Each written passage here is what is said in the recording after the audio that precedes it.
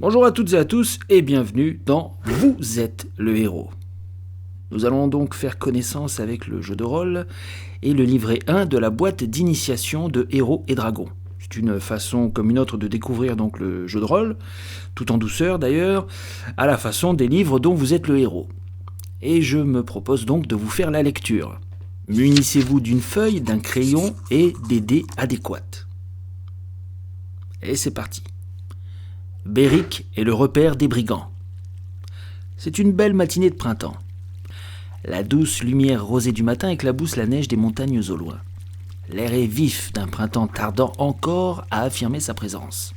Quelques fleurs commencent à percer dans les creux baignés de soleil, alors que quelques congères résistent encore dans les coins les plus ombragés.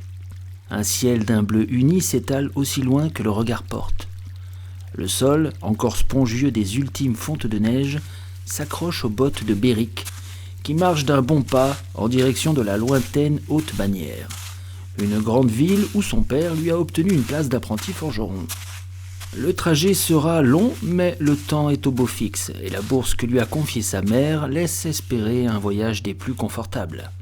Même si cette somme modeste est surtout destinée à lui permettre de tenir jusqu'à sa première paye d'apprenti. Béric a atteint la grande route, celle qui serpente le long de la Rouilla, une large rivière à la vigueur renouvelée par la fonte des neiges.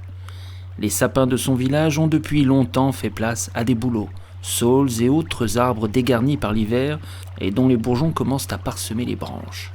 La bonne humeur qui gonfle sa poitrine s'échappe sous la forme d'une chanson de marche joyeuse. Depuis le début de la matinée, il cale le rythme de son pas sur ce refrain entraînant et dévore les lieux. À la mi-journée, il fait une brève pause et il dévore quelques-unes des provisions de son sac à dos. Assis sur un rocher garni de lichen, alors que la route s'enfonce dans la rivière et y forme un gué. Durant sa pause, quelques carrioles de marchands sont passées. Elles se rendent probablement au même endroit que lui, dans le but de vendre leur cargaison sur les divers marchés de la ville. Alors qu'il finit son repas, Béric aperçoit une dernière charrette passer le virage qui précède le gué. Assis à conduire les bœufs qui tirent la voiture, un nain à la longue barbe rousse. C'est la première fois qu'il a l'occasion d'en voir un. Dans son village, il a entendu nombre de fois parler des elfes et des nains, mais jamais il n'a eu la chance d'en rencontrer un. Le conducteur l'aperçoit, esquisse un grognement, son visage épais se tord dans une étrange grimace qui pourrait bien être un sourire. Puis il engage son convoi dans le gué. Cahotant sur les derniers mètres avant d'arriver à l'eau, la carriole alourdie de marchandises s'enfonce lourdement dans la boue de la rivière, dont les eaux paresseuses s'enroulent mollement autour des roues. Tout à coup, un des bœufs se met à mugir. Il a trébuché. Le nain pousse un cri de surprise quand sa charrette se met lentement à basculer. Bloquée contre un rocher, elle ne se renverse pas complètement. Mais les bœufs mugissent de douleur et commencent à paniquer. Béric, surpris, observe la scène, comme au ralenti. Mais le bruit d'éclaboussure et les cris le sortent de sa rêverie. Il se précipite alors dans le gué. « Aide-moi avant que le joug ne blesse mes bêtes !» s'écrie le nain, trempé, sa barbe dégoulinant d'eau sur ses simples vêtements de cuir. Agrippant le bord du chariot, alors que les bœufs ne cessent de clamer leur douleur, Béric bande ses muscles, les mains gelées par l'eau du printemps. Dans un immense effort, le garçon et le marchand parviennent à imprimer un mouvement que les bêtes comprennent et suivent instinctivement. La carriole se redresse lentement. Il a une force surprenante, pense Béric en lui-même. Malgré tous ses efforts et ses solides muscles de forgeron, le garçon a bien senti que le nain avait déployé une puissance considérable. « Merci beaucoup !» déclare le barbu, après avoir jeté un dernier regard à l'état des rayons de sa roue et caressé ses bêtes qui ont enfin cessé de se plaindre. « Je m'appelle Kerl, fils de Berla l'armurière, compagnon marteleur de la cité naine de Catarlinda. Je me rends à Haute-Bagnères pour y vendre mes armes et armures. J'équipe une bonne partie du guet de la ville. Et je réserve quelques belles pièces pour certains clients privilégiés. Et toi, comment t'appelles-tu » ?»« Béric, je me rends aussi là-bas, pour devenir apprenti forgeron, » répond-il. « Eh bien, Béric, l'apprenti forgeron, je suis désolé de constater que vous autres humains persistez dans un art dont vous ignorez tout. Vos petites mains délicates ne sont pas faites pour l'enclume et le marteau. Personne n'achète votre camelote. Vous feriez mieux de laisser la forge à des spécialistes. Il s'agit d'une affaire sérieuse. Mais je grogne alors que tu viens de m'aider. Pour me faire pardonner, et aussi parce que j'aime bien voyager en bonne compagnie, que dirais-tu de faire le voyage dans ma charrette ? Par contre, je vais d'abord m'arrêter sur l'autre rive, faire un feu et sécher mes vêtements. Si tu n'es pas pressé, bien sûr. » Beric accepte immédiatement, même si la tirade de Kerl sur le métier auquel il se destine le fait réfléchir. Mais un peu de confort n'a rien pour lui déplaire, et c'est également l'occasion d'en apprendre plus sur le peuple nain. C'est ainsi que notre héros se retrouve assis au coin d'un feu, face à un nain emmitouflé dans une couverture, alors que ses vêtements sont en train de sécher, accrochés à des branches surplombant les flammes. Le représentant du peuple de la pierre a la tête enfoncée dans de larges épaules poilues, mais il est bavard. Il explique à Beric qu'au-delà de l'équipement pour le guet de haute bannière, Kerl vend aussi des lingots d'acier nains, ce qui explique le poids de sa charrette. 2 fois par an, il descend de sa cité cachée dans les montagnes avec une cargaison qu'il échange sur les marchés de haute bannière contre toutes sortes d'autres choses dont la cité naine a besoin. Les 2 compagnons reprennent ensuite la route. La journée décline tranquillement. Le paysage défile au rythme du pas lourd et rassurant des 2 bœufs qui tirent l'attelage. Kerl et Beric se sont aperçus, chemin faisant, que leurs répertoires respectifs comptaient plusieurs chansons de marche en commun. Bien entendu, Kerl chante parfois en nain. Beric ne parle pas ce dialecte guttural, et Kerl est ravi de lui enseigner quelques rudiments de la langue de son peuple. Certaines chansons existent aussi dans les 2 langues, et ils chantent alors de concert, chacun dans la sienne.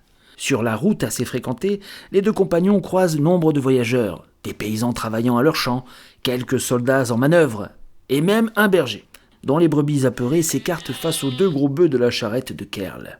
Le ciel passe doucement du lavande au pourpre en se teintant du sanglant du soleil couchant. Les montagnes, désormais bien loin, virent au bleu nuit avec la fin du jour. L'air devient plus vif et Beric resserre un peu plus son grand manteau de laine autour de ses épaules. Le jeune homme aperçoit alors une silhouette voûtée, boitillant, appuyée sur une canne. En la rattrapant, Beric et Kerl découvrent une vieille dame aux traits fatigués, écrasée par le poids d'une imposante besace, et accompagnée d'un gros chien poilu qui trottine contre sa jambe. Une fois arrivé à sa hauteur, Kerl ralentit l'allure. Beric, d'un signe de tête silencieux vers le nain, désigne la place libre à côté de lui sur le banc. Le marchand d'acier se penche alors vers la silhouette sur le chemin. « Oh là, madame, il est bien tard pour se balader seul sur les routes. Nous nous arrêtons à la prochaine auberge sur notre route vers Haute-Bannière. Mon jeune ami ici pense qu'on devrait vous proposer de monter avec nous. » La vieille dame s'arrête pour réfléchir. Elle est vêtue d'une robe en lourde toile d'un brun sombre. Elle porte un collier orné d'un large pendentif au symbole étrange, orné de perles et d'un rubis. La beauté de la pierre tranche avec son aspect général. Son regard acéré pétille d'énergie. Elle sourit à l'offre de Kerl.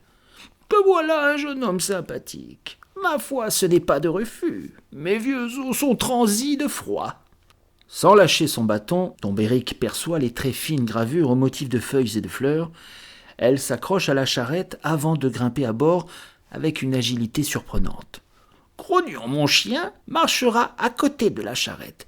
Il a l'habitude. » La passagère reste un moment silencieuse à prendre la mesure du duo peu banal qui vient de lui offrir le voyage. « Je m'appelle Siverian. Je m'occupe des bêtes des fermiers locaux ainsi que de la nature alentour. Il y a une auberge un peu plus loin. C'est là que je comptais passer la nuit. » Kerl et Beric se présentent alors. Elle farfouille ensuite dans son sac et en sort une fiole. « Tiens, Beric, puisque c'est toi qui m'as permis de monter dans cette charrette, prends cette potion. Si tu venais à te couper ou te blesser, bois, ça te requinquera. » Beric prend la potion, l'examine à la lumière des derniers rayons de soleil. Il s'agit d'un petit flacon en verre richement décoré, contenant un liquide doré. Il ôte le bouchon et hume une forte et bonne odeur de cannelle. Après avoir remercié Siverian, il rebouche puis enroule délicatement la fiole dans sa chemise de rechange et la range dans son sac. Au détour d'un mamelon, la longue silhouette de l'auberge du Dragon Rouge se dresse enfin. Il s'agit d'une grosse demeure en bord de route avec, pour enseigne, un long dragon de bois pendu à des chaînes. La gueule du grand verre servait autrefois de crochet à une lanterne. Dans l'obscurité naissante, la lumière aux fenêtres et l'odeur du feu de bois qui s'échappe des nombreuses cheminées nourrit l'agréable promesse d'un bon repas et d'une nuit au chaud. Quand les voyageurs poussent les portes, l'établissement résonne du bruit de joyeux fêtards. La majorité des présents sont des humains, hommes et femmes, prenant un repas chaud avant d'aller dormir. Le regard de Beric est immédiatement attiré par un groupe d'individus encapuchonnés se tenant en retrait dans une alcôve au fond de la salle. Des elfes, à n'en pas douter, vu leur posture et la qualité des étoffes qui les recouvrent. Une barde chante une chanson en s'accompagnant d'un luth et quelques personnes s'esclaffent et reprennent le refrain avec elle. De grands feux réchauffent la pièce.